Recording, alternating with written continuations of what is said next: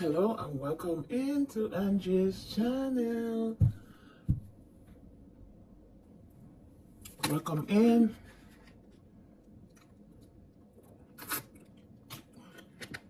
We get a sip of water in. So today's topic will be examples of healthy coping strategies. Did I say that right? Strategies. Okay, the first one will be exercise. So let's get the weight. Exercise. Exercise is a physical activity that enhances or maintains fitness or overall health. It involves structured, repetitive movements that improve and maintain physical fitness. Benefits: improve cardiovascular health, reduces the risk of chronic diseases, example heart, stroke, type 2 diabetes, and some cancer, strengthen bones and muscles, enhance mood and reduces stress, improves sleep quality, promotes weight management. Okay? So those are exercise. So there are different types of exercises. You have aerobic exercise, activity that increases heart rate and breathing, such as walking, running, swimming, and dancing. Strength training, activity that builds muscle mass, such as lifting weights, resistance bands, and body weight exercises. Flexibility exercises, activities that improve range of motion, such as stretching and yoga. Balance exercises, activities that improve coordination and stability, such as chair, or standing on one leg. Okay? So that's the healthy coping strategies. Our first healthy coping strategies. Exercise. Adults should engage in at least 150 minutes of moderate intensity aerobic activities or 75 minutes of vigorous intensity aerobic activities per week. Okay. Strength training exercise should be performed at least 2 days per week, targeting all major muscle groups. Exercise should be gradually increased over time to avoid injury. So when you say exercise, don't just jump and lift the heaviest weight. No. If you never lift weight before, you start with the lightest weight. And when you get accustomed to that, you add on 5 more pounds. Another 5 more pounds. Add it on. You know what I'm talking about? Any exercise can be beneficial. Even short bursts of activities throughout the day can add up. Exercise can be enjoyable and social. It's important to consult with a healthcare professional before starting any new exercise program, especially if you have any underlying health conditions. Alrighty? So that's exercise. So the next one, we'll be talking about your problem. Talking about your problems can be helpful for relief and resolution if done constructively. But it can also make things worse if it becomes constant rumination. rumination. How you pronounce that? To talk about problem constructively, choose the right person. A trusted friend or a therapist. It's better to choose a therapist because sometimes you could tell a friend and you and that friend have words, and then they might go throw it in your face. When you speak to a therapist, they have a law where they're not supposed to tell anybody what you say. Who knows if they still tell people? They probably still do, but HIPAA law, the right time, and be clear about your goals. Venting or problem solving, you can start by stating facts, describing your feelings, and giving context for a situation to help someone understand.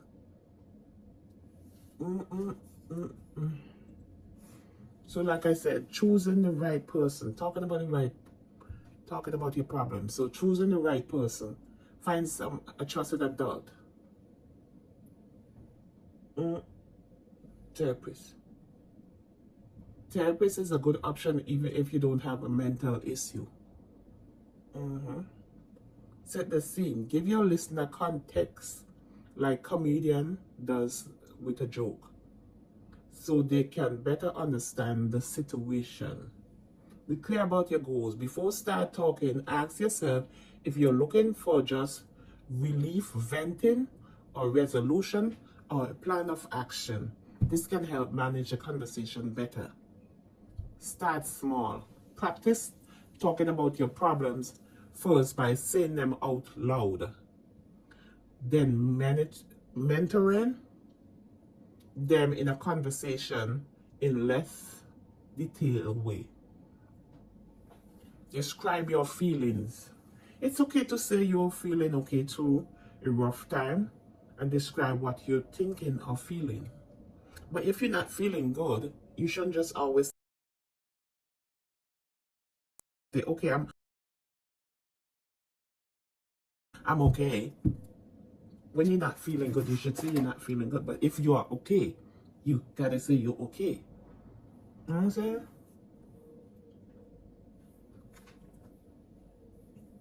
Start small. Practice talking. Describe your feelings. Do not overdo it. Constant talking and thinking about problems can be a form of ruination and may make things worse. If you keep talking about the problem, you make it worse sometimes. So say it and leave it alone. Leave it in God's hand. Take breaks and shift to focus on other activities. So if you have a problem, don't keep talking about it all the time. Sometimes it makes the situation worse. Okay, so that's the second example of healthy coping strategies, talking about your problem. And I just give some extra examples. The next one is healthy eating.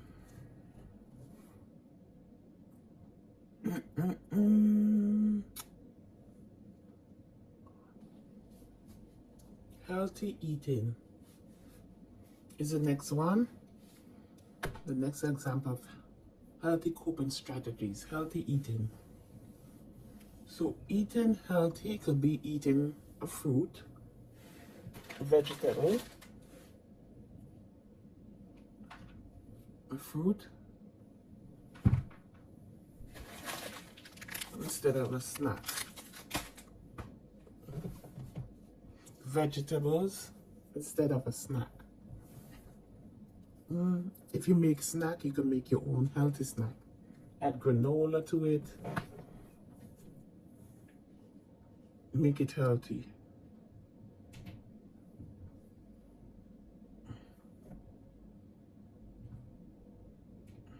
If you eat more than your body needs, you will put on weight. But the energy you do not use is stored as fat. If you eat and drink too little, you lose weight. You should also eat a wide variety of food. Make sure you're eating a balanced diet. And your body is receiving all the nutrients it needs. So don't just say, okay, I'm just going to eat vegetables alone. You need to eat vegetables, carbohydrates, protein, a little of each. Still, it's recommended men should eat around 2,500 calories per day, 10,500 kilo. Women should eat 2,000 calories per day. That's 8,400 kilojoules. How you pronounce that? Kilo, Kilojoules. I'm just reading it from the book over here. So, healthy eating based on meal on high fiber, starchy food. If you're eating a potato, don't eat potato and bread or potato and rice. It's one or the other. Cause they like basically in the same family. Eat lots of veggies and fruit. If you're eating some cereal and you want to eat a vegetable, in your cereal you could add a banana, you could add some strawberries, cut them up into your cereal, and you turn your breakfast into a healthy breakfast. Eat some fish, including a portion of oily fish.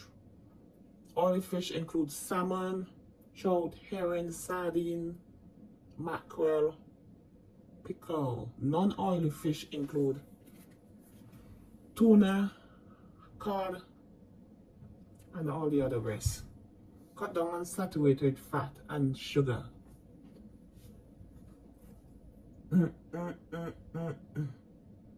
People love sweets. Sweets make you bouncy, bouncy, bouncy. Oh, that tastes good, that tastes good. I want more, I want more. It's like you have a cereal and the cereal contains 20 grams of sugar. It's like, that's not sweet. You're going to add more sugar. That's not good for you. It's not. Cut down on the sugar. The less sugar you use is more. Saturated fat is found in certain foods, in many foods, such as fatty cuts of meat, sausages, butter, hard cheese, cream cakes, biscuit, lard, and pies. Try to eat less saturated fat, such as unsalted fat, instead of such as vegetable oils and spread, oily fish and avocado.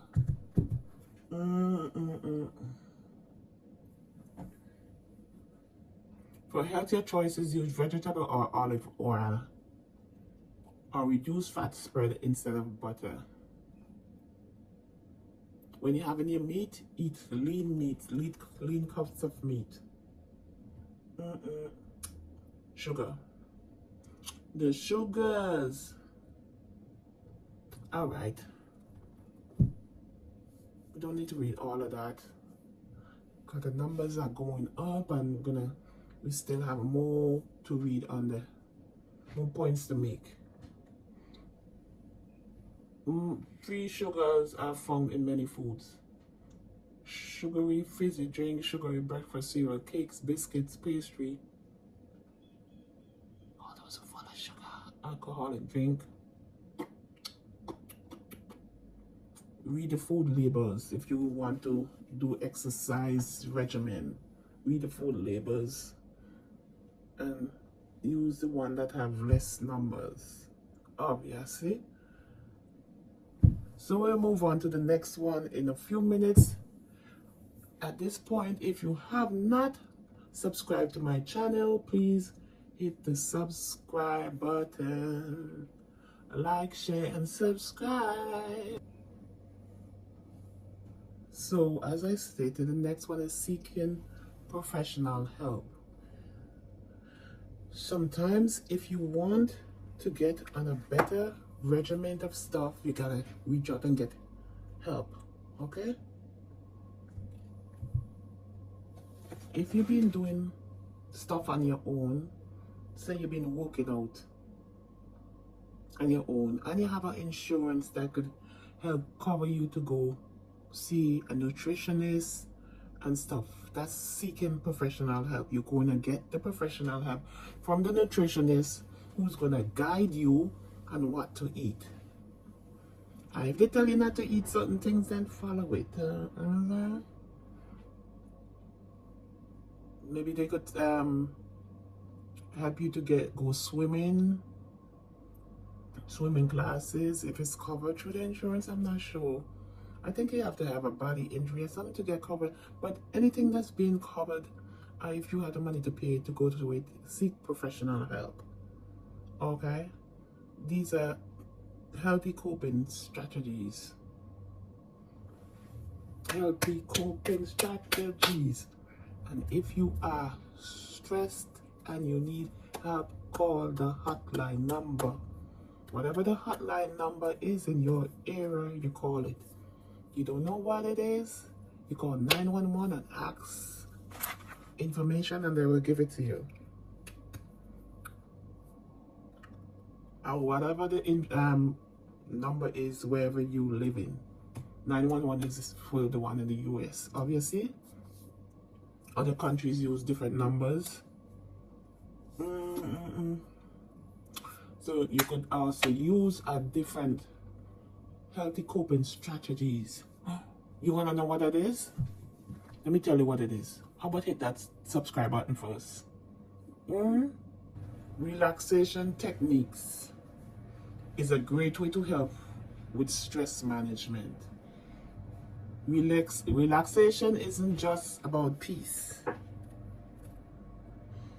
of mind or enjoying a hobby. It's a process that lessens the stress effect on your mind and body. Using ways to relax can help you cope with everyday stress. And these options can help long-term stress or stress related to any health problem, such as heart disease or pain. So, relaxation techniques, like taking deep breaths. Ooh, you feel like getting angry. Breathe in, breathe out.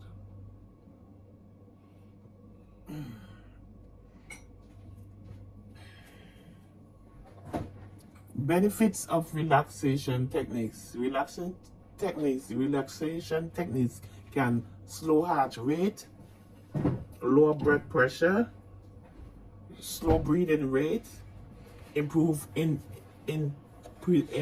digestion, control blood sugar levels,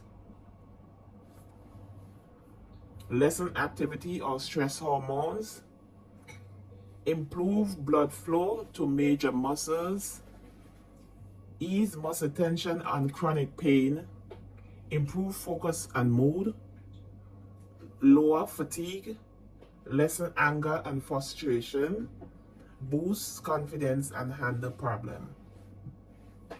So these are relaxation techniques. Relaxation techniques can help with all these situations.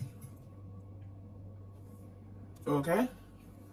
To get the most benefit, use relaxation techniques along with these positive coping methods. Think positively, find humor, solve problems, manage time and priorities, exercise regularly, eat a healthy diet, get enough sleep, spend time outside, reach out to supportive family and friends. Okay? Relaxation techniques. If you want to do relaxation techniques, you just go on YouTube or whatever and look up different relaxation techniques. I don't know them, but it's like breathe in, breathe out, hold for 10, hold for 5 seconds, and you know what I'm saying? All that good stuff.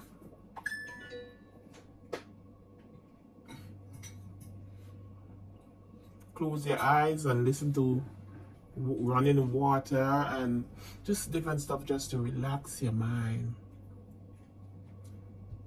Other relaxation techniques may include deep breathing, like what I said, massage, meditation, cheer, yoga, biofeedback, music, art therapy, anatomy and hydrotherapy. Yes, these are all relaxation techniques. Try them today. Don't hesitate now. So let's recap. Healthy coping skill, exercise, talking about your problem, healthy eating, seek professional help,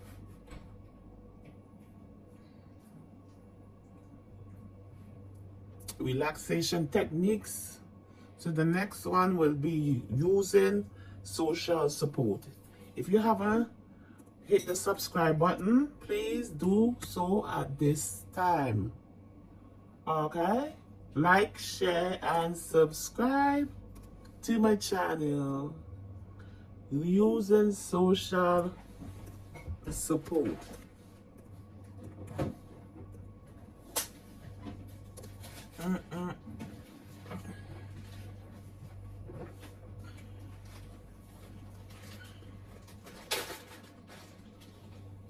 Okay. To effectively use social support, reach out to your network of family, friends, or community members to ask for a specific type of help when needed, such as emotion validation, informal advice, tangible assistance. Cultivating a strong support system provides a safety net, improves resilience to stress, and enhances your overall mental and physical health. So don't say you don't want to tell people about your business. If you're stressing up in your head and you don't want to tell nobody, it becomes a problem. So when you're going through something, open your mouth and talk to somebody. Don't just talk to any and anybody now, because sometimes if you talk to the wrong person, when you and them get in cascas, sometimes they could throw it back in your face. So seek professional help, okay? You know what I'm talking about? A therapist. That's what I'm talking about, a therapist. Your mother, your father, sometimes they might say you're rude or whatever. So seek professional help. Do what you got to do. Emotional support. This involves listening, showing empathy, and providing comfort during stressful situations, helping you feel understood and cared for. Esteem support. This is about providing validation for your strength and capabilities, which boosts your self-esteem and reinforces your ability to handle challenges. Informal support. This includes giving advice, feedbacks, and sharing information to help you understand and address a problem or situation. Tangible and instrumental support. This is direct, practical help, like helping with chores, offering a ride, or providing resources to meet a need. Companionship support. This involves having someone to share activities with, providing a sense of belonging and connection. So when you're going through a depressive mood, don't just say, okay, I'm going to stay by yourself. Try and seek help. Associate yourself with people, because you don't want to move from point A to point B to point C. Because when you stay in that depressive mode, you just keep going lower and lower. You want to go higher and higher, so you just fight through it. Okay? And you have to fight through it by seeking help. No man is an island, okay? Even though you think you could answer your own questions sometimes, you could solve them. Seek professional help. Because if we could have helped ourselves all the time, everybody would be their own therapist. Yes, we'd be our own therapist on the way. But after, when push comes to shove, you say, okay, I can't do this. Seek professional help. And the last and final one will be problem-solving techniques. So if anybody haven't subscribed to my channel yet, please remember to hit the subscribe button. Yes, as I stated before, the last one will be problem-solving techniques. Problem-solving techniques involve a structured process that typically includes defining and analyzing the problem, generating and evaluating potential solutions, selecting the best one, implementing it, and finally monitoring the outcome. Key techniques include using tools like the 5 ways for root cause analysis. How you pronounce that word?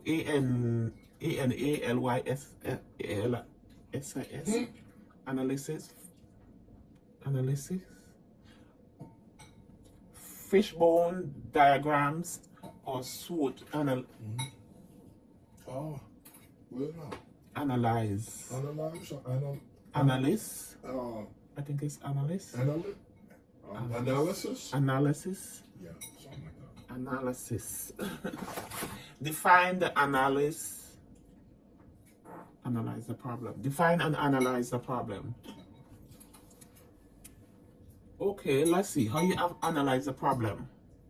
Clearly articulate what the problem is, separating facts from opinion or facts from fiction. Gather data and information to understand the root and the cause, not just the symptoms. Break down the problem into smaller, more manageable components. Okay, the next one will be generate potential solutions. Brainstorm a wide range of possible solutions without judgment. The goal is quality at this stage. Consider techniques like brainstorming using 6 thinking hats or exploring how others have solved similar problems. Think creatively and consider different perspectives.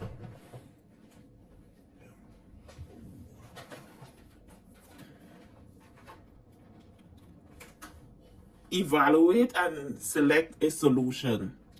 Access each potential solution based on critical life feasibility, potentially impact, and analyze alignment with goals. Let me read that again. Access each potential solution based on criteria like feasibility, potential impact, and an alignment with goals. Put that in a bag or something, get rid of that box. Identify the potential advantages, disadvantages, and risk of each opinion. Choose a solution that is more likely to be successful and prevent the problem from reoccurring. Implement and monitor the solution. Create a clear plan with actionable steps to assign responsibilities. Implement the chosen solution. Monitor the results to ensure the solution is working and does not create a new problem. And finally, reflect on the outcome to gain insights for future solutions. So these are the examples of healthy coping strategies. So if you learned anything from this vlog, please use them.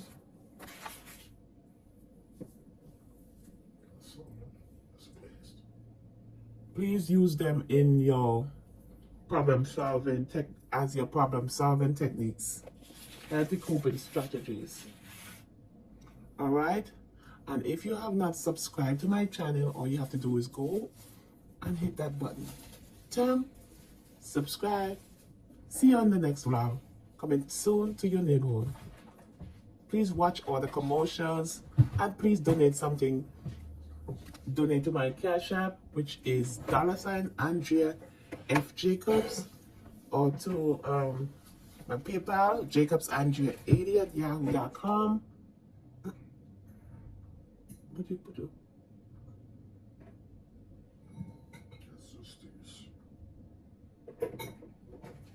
So why would you put those back in? Why you take them for? Donate to and if you're watching on YouTube, write in the comment section, you see the $, you hit that and you could get the super chats. Thanks in advance. Have a blessed Wednesday. Today is Wednesday, October 15th, 2025. The time right now is 11:38 a.m. I'll see you when I see you in the next vlog, okay? Peace and unity. Love y'all.